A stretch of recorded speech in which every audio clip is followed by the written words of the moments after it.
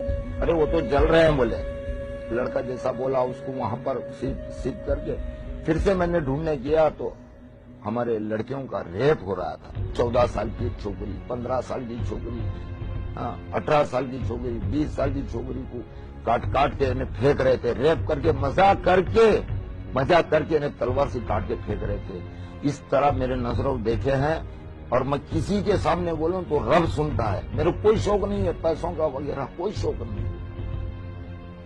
सिर्फ एक मजबूरी में एक धंधा लगा के बैठा हूं कि मेरा ध्यान बाहर हो जाए, नहीं तो मैं पागल हो गया था। वहां से इतनी परेशानी में फिर हमने कैसे भी मुसीबत में हमने बचाए, कितने को बचाया। एक औरत का रेप वहां पर ऐसा होगा, उसकी डिलीवरी शाम तक होने वाली थी, 7 बजे तक का डिलीवरी होगी, 7 बजे उसका रेप हो रहा है। 7 बजे डिलीवरी हो रही है, 7 बजे उसका रेप हो रहा है। जब उसका पेट चीरकर बच्चा जिंदा निकालकर तलवार से 2 टुकड़े कर रहे हैं वो लोग, और जिंदा बच्चा निकला।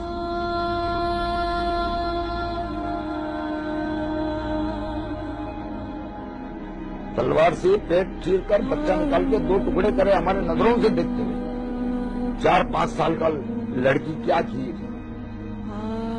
20 साल का, 25 साल का, 18 साल का एक जवान इस तरह रेप कर रहा है।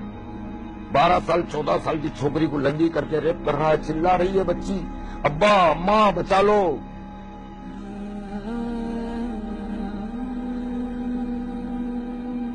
जिसको देख रहे हैं मजिद भाई, चाचा बचा लो। हम क्या बचा सकते, ये नजर देखे हैं, रब को सुना रहे, हमारे आंसू निकल निकल के खून निकल गया है।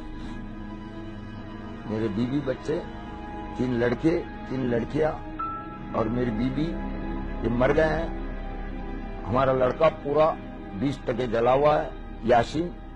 और इस हालत में हम बहुत गम आता है। रोटी खाई नहीं जाती, हमको खाना नहीं खाया जाता, चैन से नींद नहीं होती। आंख मूसता हूं तो याद आता, मैं किसको बोलूं, बोलने से तो आने वाले नहीं।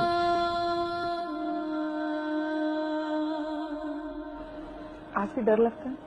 हमको डर यही है कि ये लोग कभी भी हमला कर सकते हैं हमारे ऊपर। 2 वक्त धमकी मिली है, मेरे को धमकी मिली है, दूसरों का हम नहीं बोल सकते।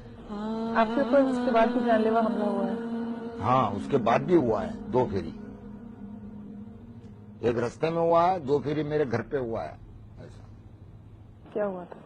यही कि बोले पैसा ले लो, कि नाम नहीं बताने का। सरकार तो क्या दी है, 35 लाख दिए, हम 4 करोड़ रुपए देगा एक को बोलने का।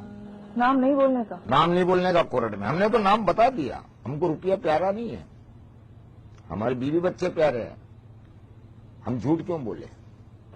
क्या किया अपने आप को संभालने के लिए कि रोज याद ना आए? सब्र कर रहे हैं।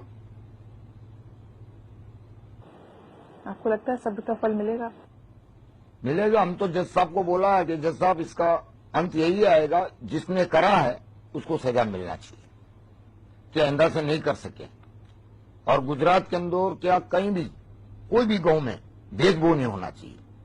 आपको कुछ उन लोगों ने भी धोखा दिया जो हिंदू थे, जिन पर आप भरोसा करते थे? हाँ, भरोसा करते तो उन्होंने धोखा दिया। हमारे बाजू में पड़ोस में रहते थे, एक साथ में मिलने में रहते थे। तो सोचा नहीं होगा आपने वो ऐसा करेंगे? आपको कुछ नहीं, जिंदा जलाया उन्होंने हमारी बीवी बच्चों को जिंदा। हमने बोला भी, गुड्डू तू ये क्या करता है। मुझे यकीन है मजिद भाई, इन 10 साल में आपने कई बार ये सोचा होगा कि इससे तो अच्छा होता मुझे मर जाते तो अच्छा था। सोचते हैं कभी कभी, मर जाते तो अच्छा था, ये देख नहीं सकते थे, बोल नहीं सकते थे, अच्छा रहता था। मेरा कसूर ये कि मैं मेरी बीवी बच्चों को, मेरे मोहल्ले वालों की जान की रिक्वेस्ट करा, ये मेरा कसूर। तो मैं कोई फोटो खिंचाया नहीं हूं, तो मेरा को मिलम भी नहीं इस बात का कि ऐसा कुछ हो रहा है। हमारे पे तो क्या बीत रही थी हम ही जान रहे हैं।